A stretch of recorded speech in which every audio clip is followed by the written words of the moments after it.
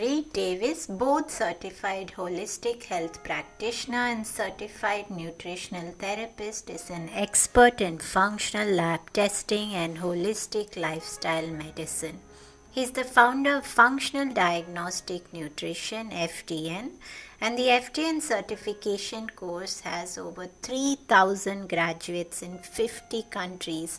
Reed served as the health director at a wellness center in Southern California for over 10 years, and with over 10,000 clients is known as one of the most experienced clinicians in the world.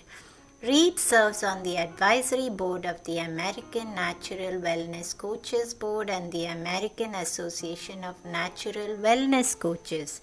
He lives in the US, and when not teaching the FDN certification course and helping his graduates build their private practice, he is usually found gardening or riding motorcycles. On this episode, I'm speaking with Reed about his DRESS for Health protocol. Over 20 years ago, Reed recognized clients were caught in a cycle of trial and error, and he committed himself to being the last person they needed to see. How was FDN born, and what is this cycle of trial and error? What is this metabolic chaos that Reed refers to? We talk about his Dress for Health protocol and also why is rest so fundamental to our hormones and our overall health. Also, we look at some specific lab markers. What would you need to look at if your sleep is a problem? And of course, what are some of the protocols that Reed would leave us with if we had trouble with our sleep? Now take a listen to also our Friday releases, the short sleep meditations, which started with episode number 56. These mini episodes which air each Friday are short guided sessions which are just 10 to 15 minutes and guide you through gentle breath work, meditation, deep relaxation, visualization, gratitude and affirmation, all to hold your hand and help you fall asleep.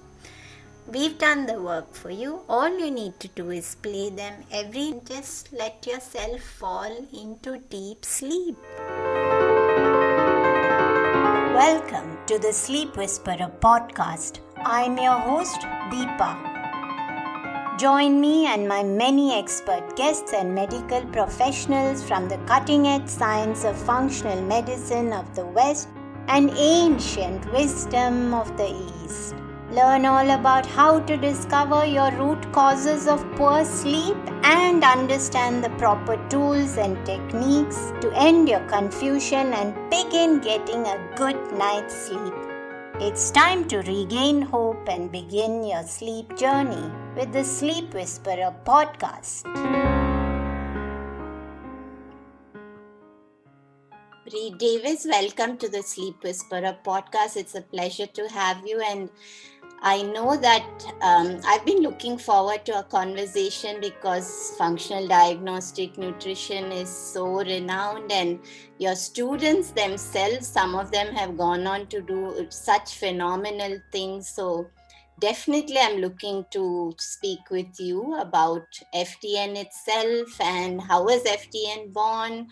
And you have a specific protocol as well, which is DRESS for Health protocol. And I would like us to focus a lot about rest, given that we're on the sleep show. But many decades ago, you did realize that people were caught up in a loop of trial and error, which I think so many people are even today, struggling between just not really finding the right space to actually get their answers from. And but you used that opportunity you ran thousands of lab tests and you discovered so many things, and that's how FDN was born. I'd love to first talk a little bit about your journey. How was functional diagnostic nutrition born, and what was that trial and error chaos that you thought people were caught up in?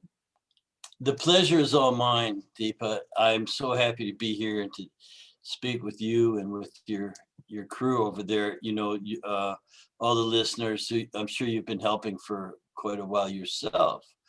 So yes, I did start over 20 years ago, and I was actually an environmentalist. I was more concerned with the planet, birds, bees, air, water, trees, and then I started wondering, my goodness, it's so bad for the animals and plants. What's happening to people?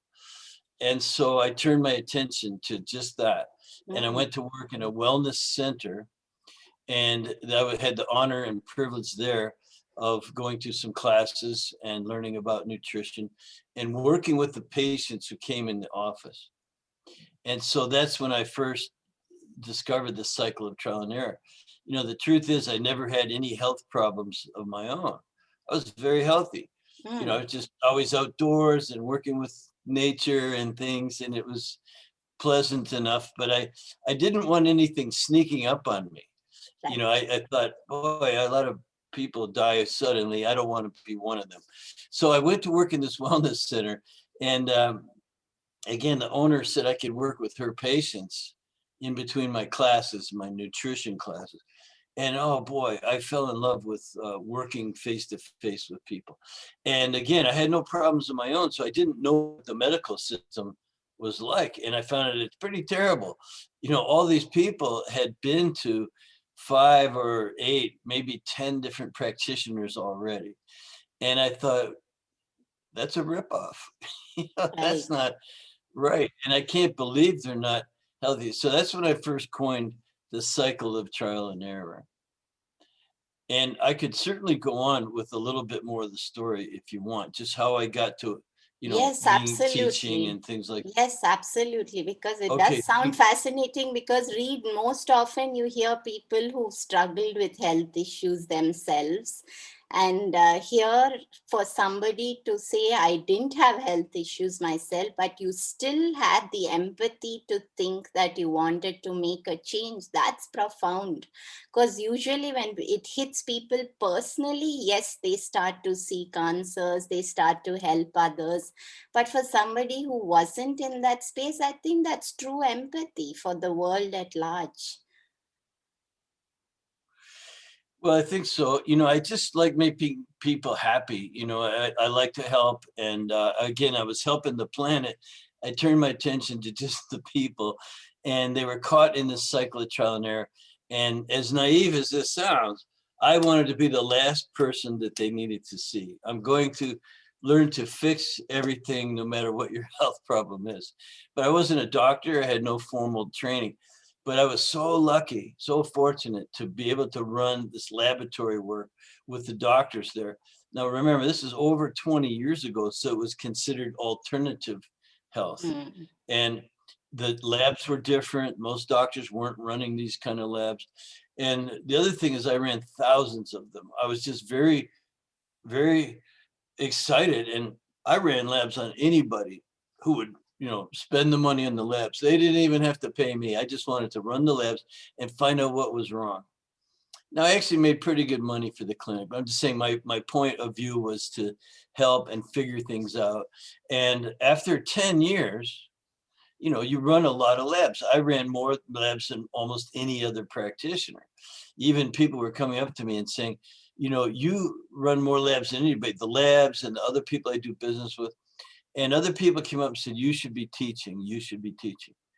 I used to go out and lecture a lot. And one older lady came up to me at the end of the lecture, and she said, you should be teaching the doctors. and I just totally remember her, even all those years ago it was. And when the lab said to me that you're the busiest practitioner in the United States, there's nobody running as many labs as you. I had no idea. I thought I was just working normal. I was only doing it just to help my clients and my clinic to grow. And I just thought, oh, that's good. Interesting. So I finally put together a little workshop. Again, I'd been observing for 10 years, making my own observations, who got better, who didn't, and what were the observations we made with the laboratory work. And I ran a lot, saliva testing, urine testing, stool testing, blood testing. And then because I wasn't a physician, I could only apply principles of health building, natural health building principles. And so I went out and I gave my first talk in 2008. It was a 2-day workshop, and it just took off. Everyone loved it, and I've been ever since just training. So from that original workshop, training 19 people, we now have 3,000 students in 50 countries, and Wow. a big alumni group, and we work together. It's quite a tribe, if you will, and that's the background. But I must ask you, Reed, because you mentioned I started to notice how some people got better. Why did they get better? I must ask you, though, that back then, before it was a formal structure, were you actually monitoring people who ran labs? Were you in touch with them to know what were they doing, what were they not doing, and who was changing because of certain interventions? That's a great question. And yes, of course, these were our patients. These were people coming in the office Regular. who I got to work on. And what I noticed right away, Deepa, was that the people would come in for their chiropractic treatment or their acupuncture treatment or some other treatment. So they were coming in, and I was giving them nutritional advice only at first, and but running those labs, and I noticed some common threads. That's how I came up with the acronyms that we have now, the hidden stressors, the Dress for Health Success program. So it took a long time to develop. But what I knew right away, and I would tell people, look, it's not coming in the office. It's what you do between visits. Yes. So they might come in once a week or every 2 weeks. Like, what have you been doing? What are you doing at home? Are you going to bed? Are you eating right? Are you exercising? What's your life like? Is it stressful? Do you take supplements or do you just eat food and things? So again, I'm pretty good at recognizing patterns. So yes, of course, I paid a lot of attention to what people were doing. And because of the lab work, I was able to give them zero in on particular healing opportunities is the word. And that's a word worth writing down, because a phrase, doctors give diagnosis and treatment plans, usually for one specific thing. We give, after we run our labs, we give suggestions on a complete lifestyle that is forever, and not just to get you out of pain, but it's for life. And that's quite pioneering also, because 20 years back, looking at labs and interpreting them itself wasn't as profound as it is today. So for you to be interpreting that in a way where you connected it to lifestyle was very pioneering, because today it's new and it's there everywhere, but back then it was very new. Yeah, it was. And I'll just say that I had some good mentorship from the doctors. They were doing what they were doing, but a lot of them had really good background in natural therapies and health. Now, they didn't have as much freedom as me, because medical Yes. licensure actually handcuffs some of these Yes. doctors. They can't say this and they can't say that. I could say anything and just always focus on the customer, the client or patient. So it was kind of emancipating in that way. And so, yeah, it was early, it was pioneerish. They didn't have all the labs they have now.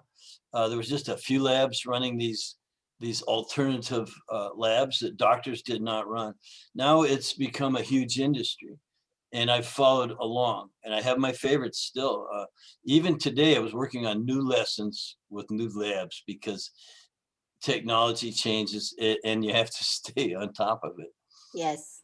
And I'm so glad you mentioned that sometimes licensure actually handcuffs you, because I see that a lot with so many people who have the MD degrees here, but they're actually so scared of making any suggestions. And I feel they're sometimes looking through blinders and they can only go down that same track. So I'm actually so happy to hear people like you speak about this. But you did talk about metabolic chaos, and I want us to talk a little bit about that, simply because I personally love peeking at labs. And I must say, read that probably in India, it's something like where you were 20 years ago. While labs are much improved, there's so many labs that are still not available. So for me personally, it's still about looking through the serum blood work. And it is a fascinating area to discover those missing pieces by looking at that. So I want to get your thoughts on, what did you mean when you said metabolic chaos? What's actually going on in us?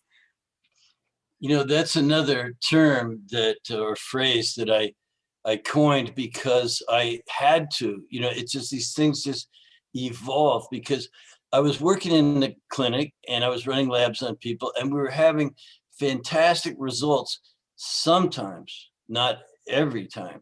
And so like, for instance, I had this lady, she came in, she was coming in for chiropractic on a regular basis. And I was trained in nutrition, physical therapy, and myofascial release. I did trigger point therapy with my hands on people before they got their chiropractic adjustment. So I was really in communication I knew what was going on with every patient. And so this lady was obviously depressed one day. She came in, "What's wrong?" I said. She goes, "Oh, it's this weight. I'm 40 pounds overweight. And it's really just, it's been 2 years and I'm very frustrated." And I said, you know, happy me, I'm the little engine that could. And I said, "Well, you know, why don't you do something about it? Let's work on it." You know, she said, "No, I can't. I'm on medication for the hives." She gets the skin Right. rashes, the hives. And she said, "So I'm on medication for that. And it's been 2 years and I can't get off the medication. I get the hives very badly. And I went to my doctor the other day," she told me. And her doctor said, she told him, she was very frustrated. He said, "Hey, lady, you have two choices. You can be fat or you can have the hives. Take your pick." And she said, "Well, that's very depressing." And he says, "Well, I can give you some antidepressants." So when I said to her, I listened to the story and I could see her frustration. And I said, same thing you would say. I said, "Well, did you ever try to find out why you get the hives?" And she obviously had never thought of it.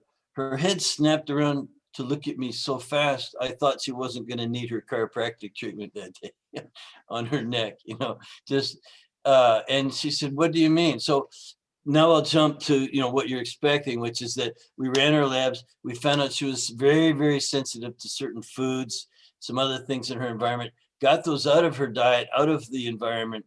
And within a very short period of time, I think it was 9 days. And she told me that she was completely off her medication. 9 days after we made these changes. And then another few days or a week or so, she was back to exercising and taking hot showers, which she hadn't done in 2 years because of even on the medication, hot showers and working out to perspiration would give her the hives. So, and she was just happy. And then she started losing weight, you know, like right away behind that. So it was a miracle, right? So everybody's happy. I'm happy. I know I'm doing the right thing, these labs. But another person came along who had a skin condition. I ran the same labs, did the same thing, removed those things from her diet and environment, and it was very little help. So, Of course. so what's the difference? And so, because I'm not a physician, what I realized that you could have the exact same symptoms as someone else, Deepa, but you're a different person. You have different weak links in metabolism. Yes. There are thousands of metabolic processes. Some of them are very far upstream, we like to say, and they could just be different dysfunctions, different weak links. And so that's when I came up with the phrase metabolic chaos. There's just chaos. And so I had the exact same thing happen with migraine headaches. One did great, one didn't get much improvement. Another, a boy who was told by his doctors he had to be on medication for attention deficit disorder, you know, ADD and ADHD. Yes. His mom did not want him on that medication. We did some testing, poof. The principal of his school ended up calling me and asking, what did I put him on? Like I said, we didn't put him on anything. We just took him off of Right. his poor diet, the sugar, the food coloring, the nerve excitatory type chemicals and things. And he turned into a normal boy. But the next child who had some problems, we did. So that was, again, that was 20 years ago. Now I've learned to look further upstream, run a whole series of labs. You can't just depend on one lab or two. So we run 5 labs on every person. So to answer your question about metabolic chaos, well, it's self-evident now. You have to treat everyone like an individual.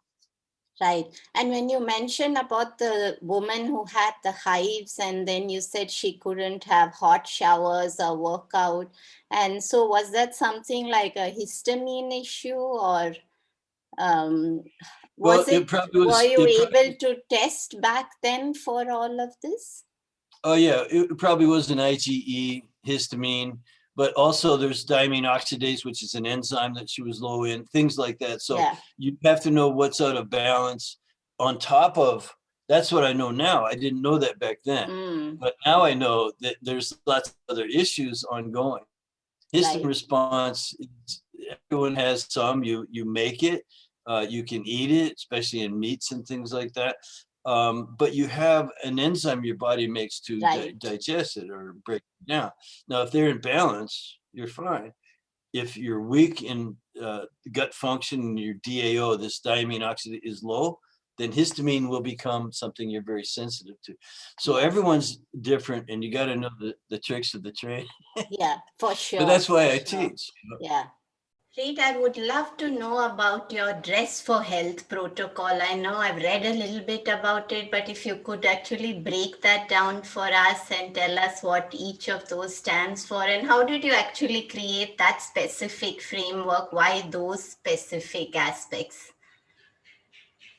Well, as you know, I'm not a physician, but I'm a person who loves helping others, and I wanted to give them things to do. I wanted to give our patients things to do at home, because while patients might come in the office with some frequency and they might be very reliable, you know, they're always at their appointment. At the wellness center where I worked for all those years, I started wondering, what are you doing at home for yourself? Because it's not about just coming in and getting a treatment and something. It's really how you live that matters. And most lifestyle or most health complaints today, they're chronic, they're stress related, they're lifestyle related, and they're environment related. And so I just came up with a plan. It took me a long time. I started wondering, what is the right diet for everybody? And back 20 some years ago, everybody was doing the Atkins diet. So, you know, it worked for me. I tried it, it worked, but I gave it to somebody else and it made them sick. You know, there's no one diet that's right for everybody. So for a long time, it was diet, just trying to get. And then I started to have some success with figuring out which diet is right for each person. And then, of course, what else is there? Well, sleep and rest is very, very important. And so I found out, as a matter of fact, lack of sleep is some people's main complaint. Like, that's why they come to see you.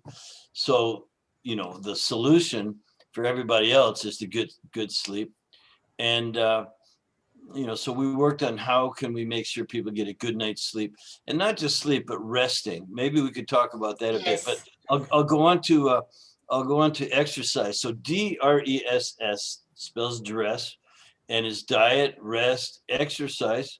And there's no one program that's right for everyone. Again, it has to be individualized.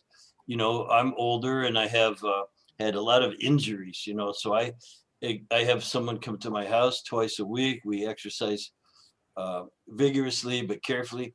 And in between, I also work in my garden and I walk and I do other things. I like to surf and go on hikes, ride bicycles. And but there's no one program you can say everybody do this. And the same thing with the first S, DRES, stress reduction. And I'll just tell you, the last S is supplementation, supplements. And I totally believe those are very important. But on stress reduction, I think along with diet, these are the most unique and important areas because there's no one diet that's right for everybody. And everyone has different types of stress, and stress affects their body in different ways. So you really need to be able to sort that out. And the good news there, for one thing, we have tests. So believe it or not, food is very stressful for some people. There are foods they're sensitive to. So in that sense, we get two birds for one stone. We can cover their diet and we can cover their reducing stress by getting rid of foods that are inflammatory or otherwise sensitive. And then, of course, there's parasites, bacteria, funguses, viruses, and there's other things in the environment, external and internal, that can be very stressful. And, the stress response, as we might have mentioned earlier, is very, very important to get that under control. Your stress response is the same. And the body, the mechanisms, the hypothalamus, pituitary, the HPA axis, it doesn't care if the stress is from emotional stress, like you're fighting with your boss or spouse or whatever. It doesn't care if it's from physical pain and injury, like external fall down, hurt yourself. And it doesn't care if it's from the internal. Could be, again, parasites and toxins and environmental chemicals and just all kinds of things. The stress response will be the same, pretty much the same. And so we need to sort out stress.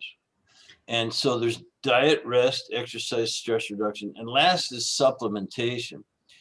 And that was an area I studied very thoroughly initially because a lot of nutritionists, which is where I started, they learn about supplements, but they don't change their mentality enough for me. I think they're stuck on trying to treat things with supplements instead of with a complete holistic lifestyle program. And when you do that, if you follow, DRESS, you're going to get a much better effect. Those supplements are just one part of a diet, rest, exercise, stress reduction supplements. So they're just one part of it. Why would you just want to do one part? You do all of it and you're going to work out much better. So our protocol, if you will, it's a program and it's customized each step of the way. And we help people implement the program. It can take some time to change habits, but they're all very, very important. And I'm so glad you said that, Reed, because I noticed this even with the patients themselves who feel that if they're taking the supplements, they don't need to give enough importance to daily exercise or changing their diet. Sometimes they too feel that this is the magical bullet. And if I'm doing this perfectly, then something's got to shift. So I'm so glad you spoke about that, but I would like you to differentiate, since you mentioned it before in rest, about sleep and what exactly is rest. So it's more than sleep. Oh, sure. Some people don't get quite enough sleep, but they're okay. They might get, when they are sleeping, very deep, restful sleep. It's important to have both what we call REM, or rapid eye movement sleep. That's when you're dreaming. So when you're dreaming, it's a light sleep, but your brain works very hard, and that can be beneficial. But you need the deep non-REM sleep, NREM, or non-REM sleep. And your brain gets into a certain wave patterns that are very, very restful to the entire body, and especially, this is critical, the brain. Believe it or not, the brain cells, the glial cells in the brain at least, they actually shrink when you get into a non-REM sleep, a very deep sleep. So if the brain cells shrink, it allows fluid, it's cerebral spinal fluid, and it flows through and it clears out toxins.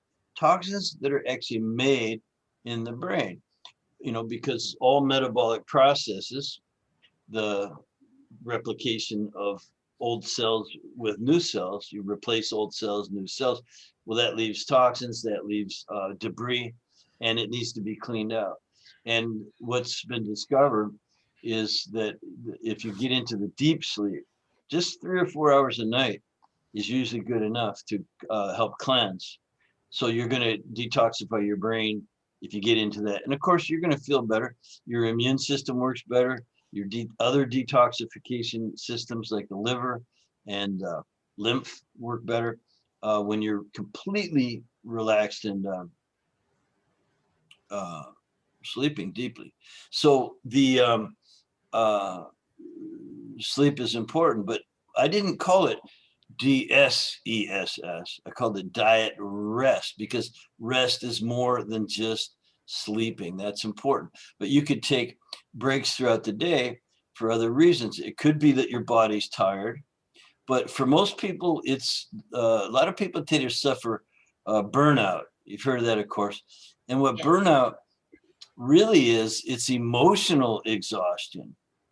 So, and could involve anxiety as well, but it's just sort of break it down to the big thing of, emotional, or I just call it this emotional freedom is what we're seeking, of course, but the idea of emotional rest. So if you have a high pressure job, even going to school, like if you're in, especially if you're going to medical school or something like that, or if you're working a job you don't like, or maybe the hours are too long. Daily life can be very stressful. Having a baby, everyone knows that sometimes you got to give the baby over to someone and go take a break because it's emotionally draining. Raising children and finances, all these things. So taking care of sick parents, this can all be very stressful. So sleep is important, but during the day you may want to take some breaks and do some exercises, some kind of breathing.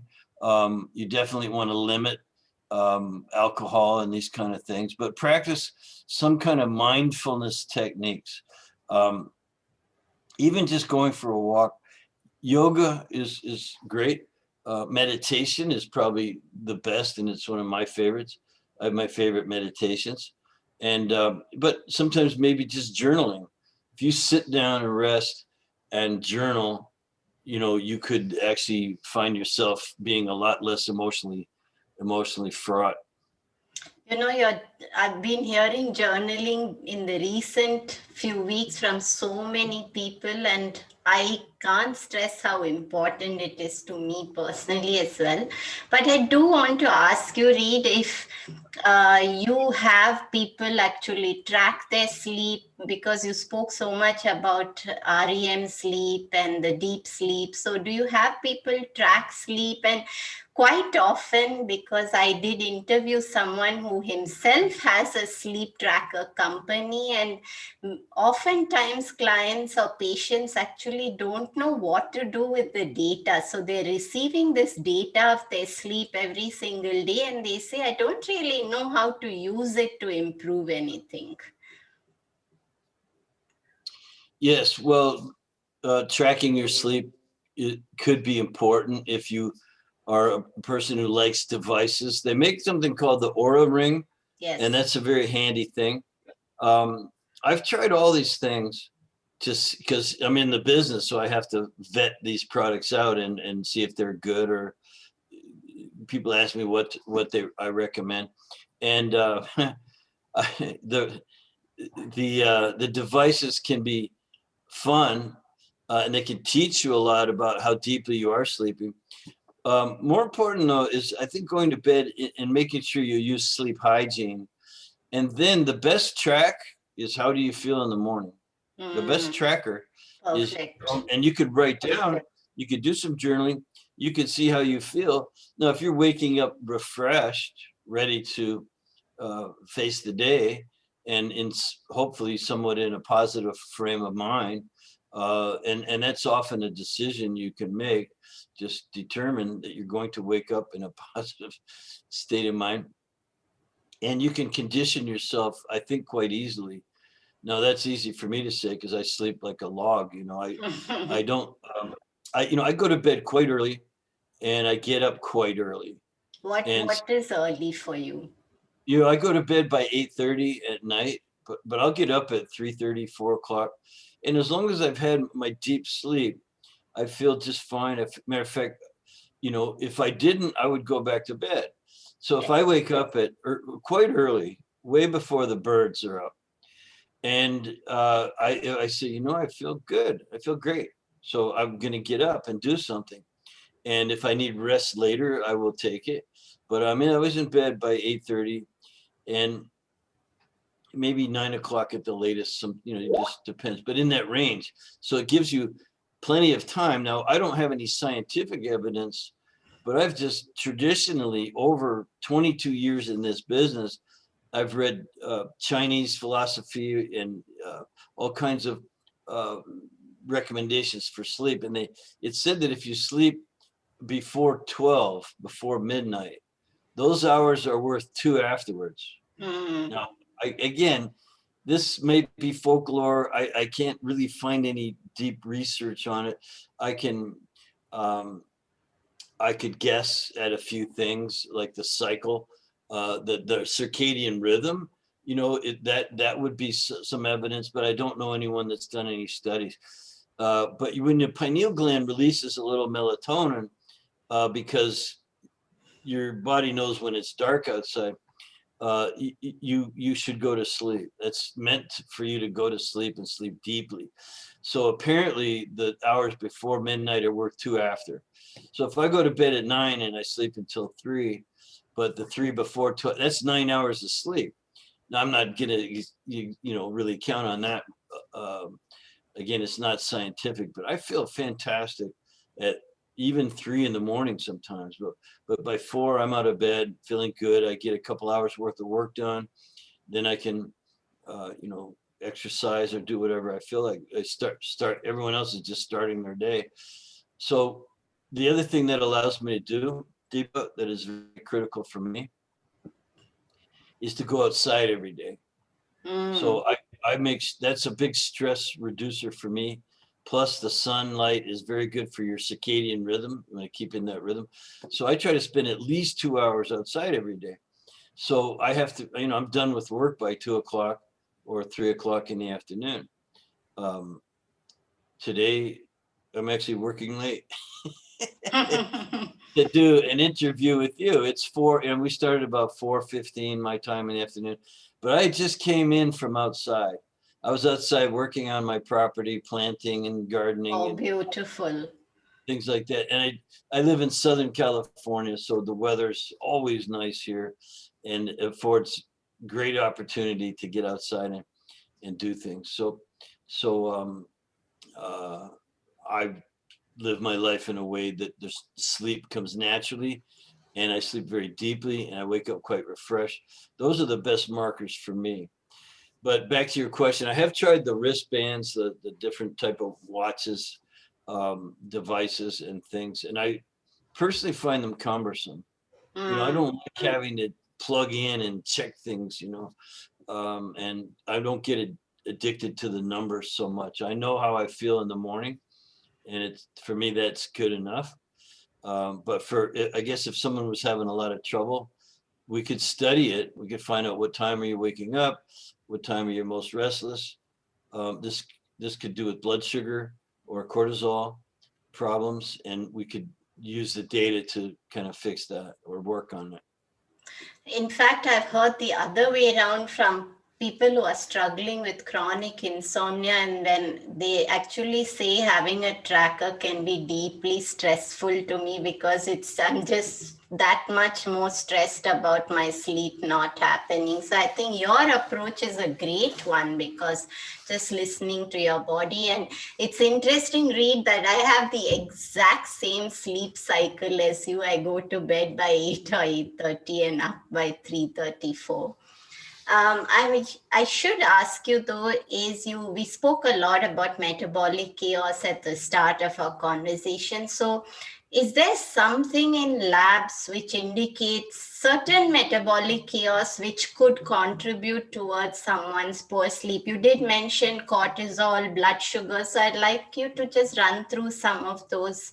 What could we find out from someone's labs which may point us in the right direction towards resolving sleep challenges? Yeah, good question. And we always run a hormone test in every person. And not just the sex hormones, you think of estrogen and progesterone and testosterone. We look at cortisol and DHEA and the ratio of those two. It's very important to not let cortisol, which is your stress hormone, get out of balance with your DHEA, which is your anabolic, builds the body up, gives the body rest. The cortisol breaks your body down. It's a catabolic hormone. And so DHEA is counter-regulatory, and they need to be in harmony. So that's a good thing to check. And same thing with melatonin. Now, that's not a sex hormone either. That is it's actually made in the gut for the most part. It's almost a neurotransmitter. It's also a very strong antioxidant, and most of it circulating levels come from the gut, made in the gut. But the pineal gland does release a little bit extra at night to help you fall asleep and maybe to keep you asleep. But keeping you asleep is sometimes more of a challenge. I think it has to do with diet, the use of drugs and alcohol, and they will ruin sleep. And because you're going to get these bounces in your that work against your circadian rhythm. And so if you have to have an alcoholic drink, you should have it early, like before dinner or dinner, but never after dinner. You're just going to get ruined. And if you don't drink and you try it, you'll notice that you wake up in the middle of the night. It's quite extraordinary. And so things like that. And then also your protein to fat and carbohydrate ratio. So eating properly to stabilize blood sugar is very important. If you can stabilize glucose levels, you can keep cortisol from spiking. Because if you eat wrong and you drop your blood sugar too low in the middle of the night, cortisol kicks in. Now, cortisol is stimulatory, and it will wake you up as it goes to work to raise blood sugar. And that's what its main job is. It's the stress hormone. It breaks your body down to raise blood sugar. And it's also an anti-inflammatory and painkiller. So you want to watch that you're very comfortable and that you're not in pain, and you have a good sleeping. We call it sleep hygiene. So a nice comfortable bed. The temperature should be lowish. Even if it's so cool, nice and cool, so you can keep a blanket on you, and even put your socks on. Socks can be very stress relieving. For some reason, when your feet are cozy, you just you fall asleep easier. And then darkness is critical. That's why they make these masks, for your face, so that you can keep dark. The eyes are going to respond to light with awareness and maybe cortisol, something. Excuse me. So keep sound to a minimum. And also, apparently now, electromagnetic frequencies are causing sleep disturbance too. So you can get little devices to keep in your bedroom, your sleeping chamber, so that to minimize electromagnetic frequencies. You should not have a television in there. And some people who have severe sleep disturbances probably should remove anything electrical out of their sleep chamber. So sleep hygiene is critical. Blood sugars, therefore diet is critical. Alcohol and drugs can be really disruptive. And the melatonin, which is another hormone, is critical. And that, again, it comes from having a healthy digestive system and good neurotransmitter production, and a little bit, from the pineal if it's dark out. And last but not least, the electric stuff. If you're up in the kitchen cooking food and you have these fluorescent full spectrum lights with daylight, it's going to keep you up. Also, blue light from your computer screen. We're all supposed to be wearing these, of course. These are blue light glasses. They don't look like them, but they are. I have that pair. I have at least 2 or 3 other pair around here. Lots of tricks for sleep. And Reed, since a lot of practitioners listen to the show, you mentioned cortisol and DHEA in the balance. I would love for you to describe that a little bit more in terms of, do you have any specific forms of testing that you prefer, and how would a practitioner actually look at this balance? Well, it's really done by either saliva or dried urine. And the reason for that is the convenience. You can't go get a blood draw for cortisol because the act alone is very stressful. Venipuncture is stressful. Plus, how can you do that 4 times in a day? We generally get a circadian rhythm. We get an AM, a noon, a PM, and a before bed, nighttime. And if you're waking up, you could even do it again if it's saliva. It's quite easy to collect, and it's very inexpensive to ship. And then the lab is not terribly expensive, and you have an idea of what's going on that way. And while you're checking your circadian rhythm, the cortisol at 4 points, you would get DHEA, you would get the sex hormones, you would at least get estrogen, progesterone, and testosterone. And from the nighttime saliva, you should get the melatonin. So some of these things depends on what time of day you collect it. Cortisol at least 4 points. The DHEA should be in the morning when it's likely the highest, and the melatonin should be from the nighttime saliva sample. Or dried urine also works very well. And it's a matter of what's available in your area, what's your preference. Saliva testing is less expensive for the most part, but the dried urine gives you more options for which metabolites do you want to look at. You can cast a wider net for various imbalances with the dried urine. And so, but the old-fashioned saliva, it's fast, it's easy, it's convenient, it's cheap, and it gives you the data that could help you put a sleep program together. And as long as you have the sex hormones, you could work it on those. I never run one test on anybody. I always run a handful of tests, but that's a good way to check for cortisol and DHEA and what have you.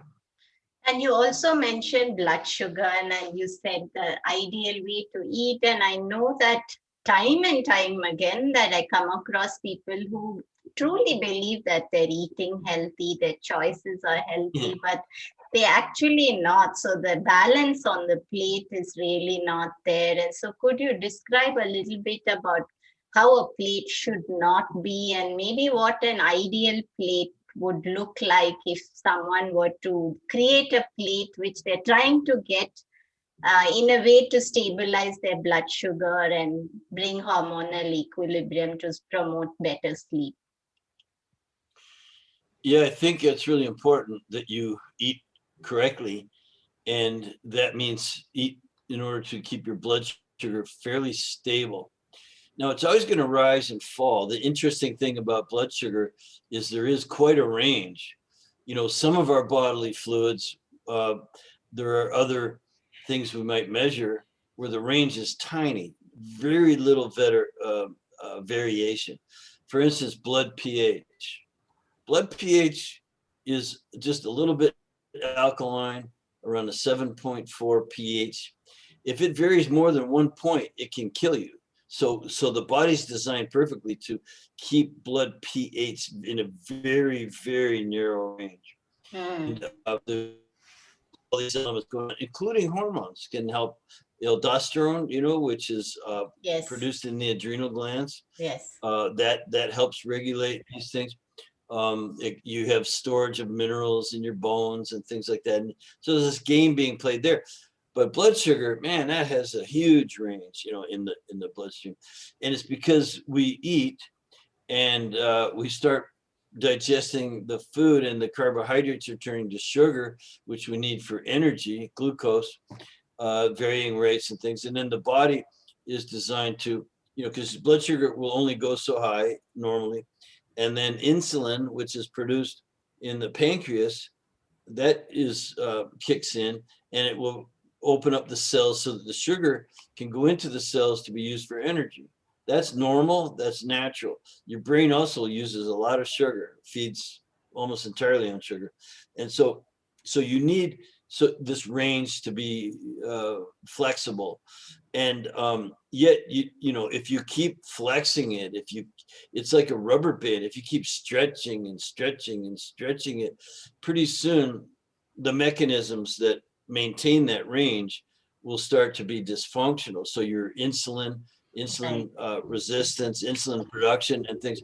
So you run into trouble when you keep stretching and stretching.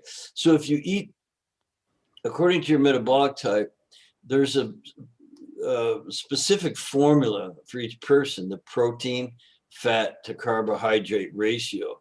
And it's different around the world.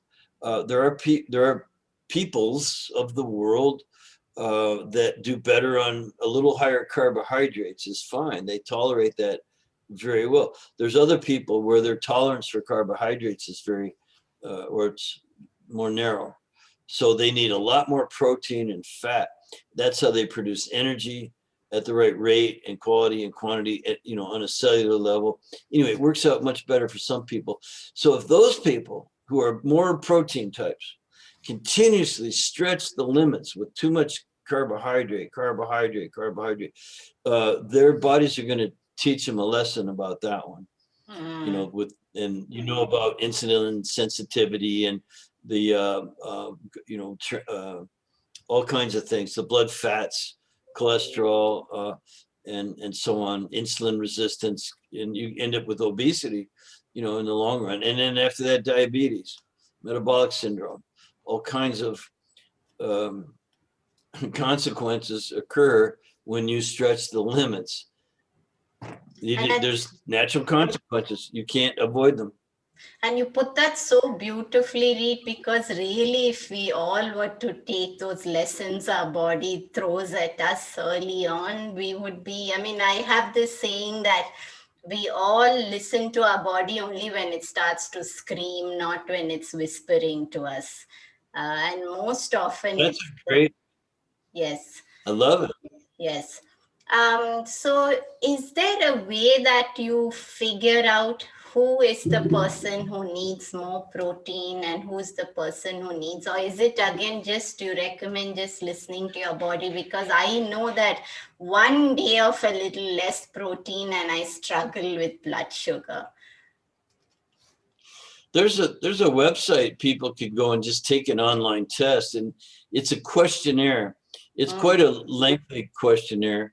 I could give you the website if you want it, but it's a place you can go. You take the test, and it's not subjective as you would think, because most questionnaires are subjective. It's just what you say, but it's actually quite objective, because it asks you questions about physical characteristics. Those are objective. Your reaction to certain dietary intake, that's objective. And some of your psychological traits. That's a little bit subjective, but you can have a friend help you with the test and make it more objective, So there's a really good questionnaire, and it will give you the guidelines, a starting point. You're still always going to have to fine tune it for each person. But it's a really good thing to do to get that starting point. And you'd be surprised. Some people think, they're vegetarian, and they think they're doing vegetarianism out of some belief system, or just they feel bad about animals or something, but really when they look at their metabolic type, what their genetic requirements are, they need large amounts of fat and protein, and a lot of it being animal based is one way to do it. Now, again, there are other genetic requirements. There are people with, genomes and phenotypes that basically allow for vegetarianism quite nicely, but not everybody. Interesting. But of course, in that situation, they're probably not going to listen to that. If philosophy and ideology is what is guiding their choices, then that's a difficult decision for them for sure. So, it was a great conversation. Reed, do you feel that you missed anything? What I'm trying to ask you before we finish is, beyond dietary intervention, I mean, you did speak about rest and exercise, stress reduction, and the supplementation. So if somebody were to actually come to you struggling with sleep, what would you put down as the priority for them? Yeah, good question, because sleep is one of the remedies for everything, so diet, rest, exercise, stress reduction, supplement. And if that sleep, and rest is kind of their main complaint, well, it's hard to tell them, oh, the way to solve your sleep problem is to get more sleep. You can't say that. No. So you've got to work on the other elements. Remember, we talked about eating right and getting the blood sugar stabilized. That could help you. And then the exercise. If you go out and exercise and make yourself tired, go get tired. When's the last time you worked out to the point of exhaustion? Yes. Sometimes you need to get into a rhythm. So you have the rhythm of exercise and physical exertion, and 1.5 hours per day. And how long is it today? They go and they put something in the microwave, they hit a button, and that's it. So our physical activity in that way, the washing of clothes. My mother had to wash diapers with a scrub bucket on a thing like this. She keeps reminding me, I washed your diapers by hand. So, just the amount of activity is so low. So if sleep is your main problem, we're not going to, really start there. We're going to start with the other elements: diet, stabilize blood sugar. We're going to do exercise and get your body into some form of exhaustion or need for recovery. And then the stress reduction is next. You'd be really surprised what meditation, reducing mental emotional stress, does for a person. And then the other stressors. We mentioned parasites, bacteria, funguses, viruses. These internal stressors can keep you up at night. Matter of fact, they say that parasites are more active at nighttime and even more active under a full moon. Oh. Again, I don't have scientific evidence on that, but it's an ancient wisdom thing that we noticed actually helps people. And so then, of course, supplementation. Now, I don't believe in taking sleeping pills. Yes. But I do think that supplements and getting your minerals. So we would have people take minerals. Minerals are almost like tranquilizers. If you take enough magnesium, for instance, you actually get relaxed. Most people, especially if you're in that sympathetic dominant fight flight state, it can be very stabilizing. Now, I wouldn't just take a bunch of, don't take that. It's not medical advice, kind of a thing. But so minerals and things are very important. So what we covered, sleep's your main complaint. Eat right, do the exercise, do the stress reduction, do the supplementation, do everything else right, and that will come along. You may actually, in that process, uncover some hidden thing that you didn't know was keeping you up. Like all of a sudden you find out there's things in your room about sleep hygiene or that you just never know, or with the blood sugar, the hormones, and so on and so on. So we never sell health. We're in the health business, but do you think we sell health? We don't sell health. If you want to say sell, we really call it enrolling. So we enroll people in a program of health seeking and health pathway. So that way we're not over promising and we can actually over deliver. We say, well, if you work with us, we're going to get you into a process and get you on a pathway. We might have to narrow the pathway in various ways, but that's what we're enrolling you in, is that pathway. And you might be very pleasantly surprised that if you stay on that pathway, whatever length of time it takes, you start to notice things shape up. We start resolving that metabolic chaos, and symptoms just start disappearing. What's quite remarkable, last thing here, we do a very good job of questionnaires. We not just the metabolic typing questionnaire, but we do the other questionnaires, the metabolic chaos scorecard, the adrenal stress causes. We do a medical history form. We take all this data. And one of the reasons is that 2 months into the program, people forget why they hired you. Yes, yes, yes. Right? They say, Yes, well, I yeah. feel, what are we, then you have to go back to the paper. Well, when you started, you had migraine headaches, you were overweight, you couldn't sleep, you had skin irritation, you had foggy thinking and bad memory. And they go, oh yeah, I don't have that anymore. They just forget as Yes, the symptoms, they start to feel normal again. yes, And absolutely. Beautiful conversation, Reed. Before I let you go, we have a mantra on the show, so I'd like you to complete. If sleep is the new medicine, then how would you complete that sentence for us? is sleep is the new medicine? Yes. Wow. Let's see. Well, let's see. We know that lack of exercise is the new smoking. I guess, lack of sleep is a form of stress and part of the modern stress complex. It's a great, I would say lack of sleep is a great contributor to metabolic chaos. Beautiful. So where can people find you, Reed, and where would you like to direct them if they would like to know more about your program, both for practitioners and for someone who needs support? Yeah. Well, please visit fdn.today/Deepa in your honor. So it's FDN, like what we practice is functional diagnostic nutrition. Everybody calls it FDN. .today/Deepa. And, let us know what you thought, and we'll help you any way we can. It was great having you, Reed, and two corners of the globe, and we're in the opposite ends of the world, but really at the intersection of sunrise and sunset in both places. Absolutely. Pleasure having this conversation with you, and have a great day. Pleasure's mine. Thank you so much. It's been a real good conversation, like you said, and I'd be happy to come back and speak with you and your audience at your convenience anytime. Absolutely.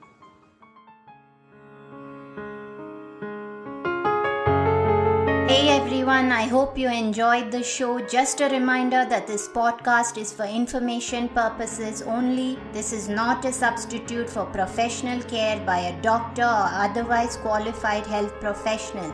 This information is provided on the understanding that it does not constitute medical or other professional advice or services. If you are looking for personal help on your health journey, do seek out a medical practitioner. Please do make your own healthcare decisions based upon your research and in partnership with your doctor or otherwise qualified healthcare professional. It is in no way intended as medical advice, as a substitute for medical counseling, or as treatment or cure for any particular health condition. Be sure to always work directly with a qualified health practitioner before making any changes to your diet or lifestyle that may feel out of your realm of comfort or understanding. If you are looking for an allied functional medicine practitioner, do seek out more information on www.phytothrive.com or www.sleepwhisperer.pro. It is important that you have someone who is qualified and understands your health personally in order to provide adequate care, especially when it comes to chronic health conditions.